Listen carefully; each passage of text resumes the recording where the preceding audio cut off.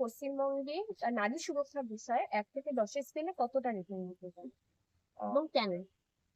আমি রেটিং দিতে চাইবো মেবি আ 5। কেন? কেন বলছি? কারণ if there is any mishap কোনো শুনাই নেই।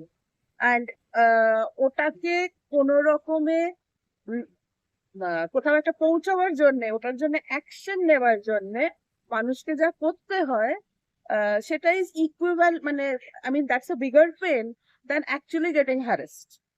So I do not give it very high rating because I have been going through a lot of nonsense, I would say, and I have not been able to get any kind of justice or, I mean, no resolution to something. It's an ongoing process of just kind of, how do you place it?